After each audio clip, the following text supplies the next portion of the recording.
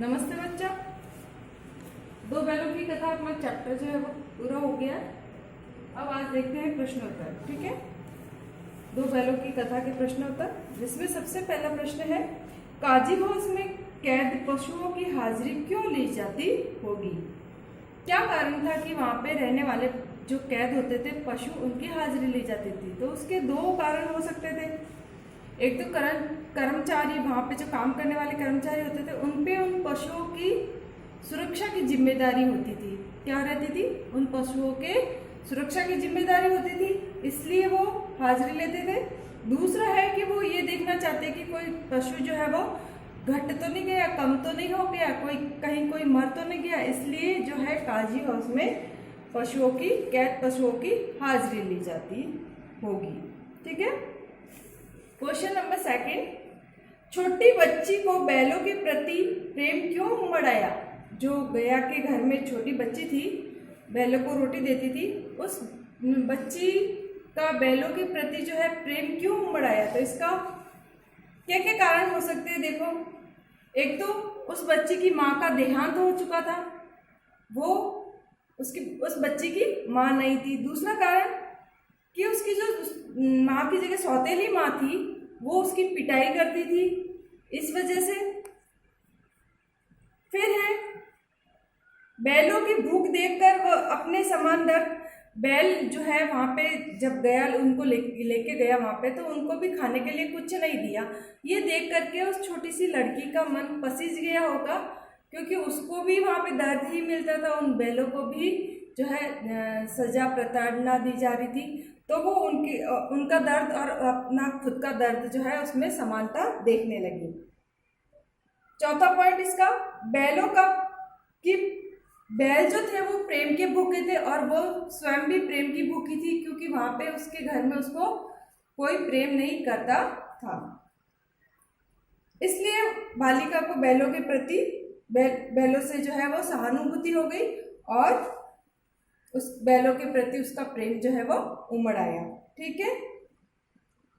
Question number third जो है वो कह रहा है कि कहानी में बैलों के माध्यम से कौन कौन से नीति विषयक मूल्य उभर आए हैं? नीति विषयक मूल्य, जिससे आपको शिक्षा मिलती है, जो आप जीवन में अपना सको, या अच्छे पॉइंट्स जो है इस चैप्टर के, ऐसे नीति विषयक मूल्य कौन कौन से हैं? तो एक तो होता है कि इसमें अलग अलग पॉइंट है। देखो, सबसे पहला पॉइंट है वो, व्यक्ति को ज्यादा सीधा नहीं रहना चाहिए, क्योंकि ज्यादा सीधापन उसको जीवन में कष्ट ही देता है, और सीधे व्यक्तियों को जो है ये समाज गधा कह करके संबोधित करती है।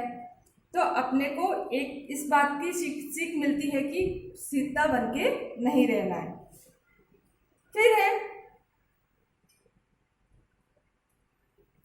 दूसरा पॉइंट है कि इस पाठ से अपने को ये शिक्षा मिलती है कि अपनी सज्जनता को न छोड़ते हुए, अपनी जो अच्छी आदतें हैं उसको नहीं छोड़ते हुए, अगर अपने साथ में गलत हो रहा है तो उन अधिकारों के प्रति लड़ना, ये है इसका दूसरा पॉइंट, कि सज्जनता को न छोड़ करके अपने प्रति हो रहे अन्याय के विरुद्ध अधिकारों के लिए लड़ना, ये जो है दूसरा पॉइंट इसका। ठीक है। तीसरा पॉइंट है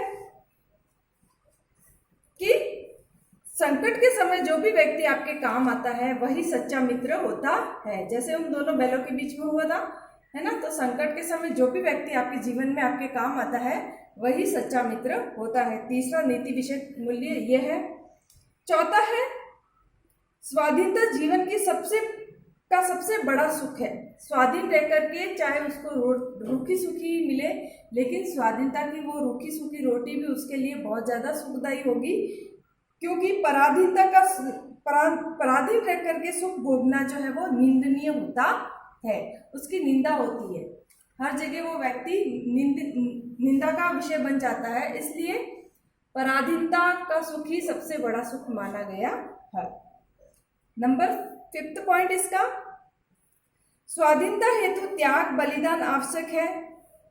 अगर आपको स्वाधीन रहना है, आजाद रहना है, तो उसके लिए त्याग और बलिदान आवश्यक है। सुख सुविधाओं में मस्त रहने वाले लोग जो है वो देशद्रोही या स्वार्थी होते हैं। वो किसी के काम के नहीं होते, वो मस्त रहने वाले होते हैं, अपना ही स्वार्थ साधते रहते हैं। ठीक है, हो गया यहाँ तक। अब है आपको क्वेश्चन नंबर 4 है। उसमें प्रस्तुत कहानी में प्रेमचंद जी ने गधे की किन स्वभावगत विशेषताओं के आधार पर उसके प्रति रूढ़ अर्थ मूर्ख का प्रयोग न करके किस नए अर्थ की ओर संकेत किया है? प्रेमचंद जी जो है वो गधे को मूर्ख नहीं कहते हैं, कुछ और अच्छी उपाधि देते हैं कि उसके सीधेपन के कारण उसको मूर्ख न कहा जा करके क्या कहना चाहिए, उस नए अर्थ की ओर इंगित किया है। वो नया अर्थ क्या है? ठीक है, तो इसमें कहते हैं कि सबसे पहले तो गधा जो होता है वो सहनशील और संतोषी होता है, बहुत ही ज्यादा सहनशील और संतोषी होता है, और इसी संतोषी और सहनशीलता के कारण वो संसार जो है उसको मूर्ख का दर्जा देते हैं। उसके सीधेपन के कारण ये दुनिया वाले लोग उसको क्या कहते हैं? गधे को मूर्ख। अतः गधा शब्द का रूढ़ अर्थ मूर्ख प्रचलित हो गया है। अब जहाँ पे भी आप किसी को भी आपको मूर्ख कहना है तो उसको क्या कह के संबोधित करते हैं? ये तो गधा है। तो अब गधा शब्द जो है रूढ़ अर्थ बन गया है मूर्ख के लिए। ठीक है, लेकिन प्रेमचंद जी ने इन विशेषताओं के आधार पर वे विशेष पहचान ही इसे सद्गुण मानते हुए ऋषि मुनियों से तुलना की है।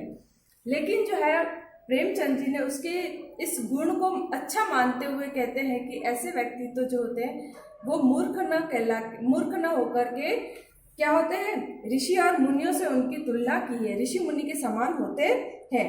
अतः गधे को मूर्ख कहना उसका अपमान करना है। कोई व्यक्ति सीधा है, संतोषी है, इसका अर्थ ये नहीं है कि वो मूर्ख है, वो पागल है, नहीं।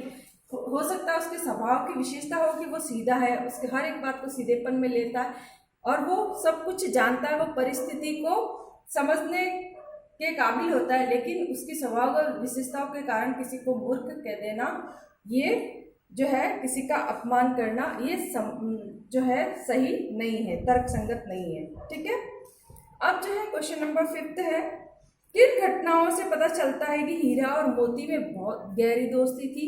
बहुत सारे बिंदु आए हैं जहाँ पे अपने को लगता है कि हीरा और मोती में बहुत ज़्यादा गहरी दोस्ती थी। सबसे पहला पॉइंट तो यही ले लेते हैं कि जब उनको बैल में जोता जाता था भार ढोने के लिए, तो वो अपने भार को ऐसे गर्दन पे ऐसे लेते थे जैसे कि ज़्यादा से ज़्यादा भार जो है वो उसकी गर्दन पे आए, है ना। गाड़ी ज़्यादा से ज़्यादा भार जो है उसकी गर्दन पे आए और अपने मित्र को बचा सके, ज़्यादा भार से बचा सके। सबसे पहला पॉइंट। दूसरा पॉइंट, जब गया हीरा और मोती को लेके गया और वहाँ पे हीरा की पिटाई होती है, बहुत तेज हीरा की पिटाई करता है गया, तो मोती को बहुत ज़्यादा क्रोध आ जाता है और इसी क्रोधवश जो है वो सब कुछ तोड़ ताड़ के हल जुआ लेकर भाग गया और तोड़ ताड़ करके सब कुछ बराबर कर दिया। इससे पता चलता है कि वो अपने मित्र के लिए कितना जो है वो सजग था। ठीक है, फिर है तीसरा पॉइंट, सांड के सामने देख करके दोनों सांड से दोनों मतलब लड़ने के योग्य नहीं थे, क्योंकि सांड जो है वो बहुत शक्तिशाली था, लेकिन उन दोनों की गहरी दोस्ती की वजह से उन दोनों ने आपसी समझाइश की और उस सहयोग की नीति से जो है उस सांड से वो लड़ने में सफल हुए। ठीक है, ये है आपका तीसरा पॉइंट। चौथा पॉइंट, मटर के खेत में जब मोती पकड़ा जाता है तो हीरा भी उसको छोड़ करके भागता नहीं, वही खड़ा रहता है और स्वयं को जो है बंधक बना लेता है, उनके हवाले जो है पकड़ने वालों को के हवाले स्वयं को कर देता है। ठीक है, फिर है सबसे लास्ट पांचवा पॉइंट, काजी हाउस में हीरा के बांधने पर मोती भी बंध जाना स्वीकार करता है, न कि भाग जाना। जब जो है अंत में हीरा जो है मोती जो है दीवार तोड़ देता है, हीरा तो पहले से ही बंधा हुआ होता है लेकिन मोती दीवार तोड़ देता है, तो काजी हाउस के कर्मचारियों को पता चलता है, तब वो भी वहां से भागता नहीं है, वही उसके पास में खड़ा रहता है और बंध जाने की को स्वीकार करता है। इस प्रकार से आपको ये सारे उत्तर पॉइंट वाइज ऐसे ही लिखने हैं। आज के लिए इतना ही। ओके, मिलते हैं आगे।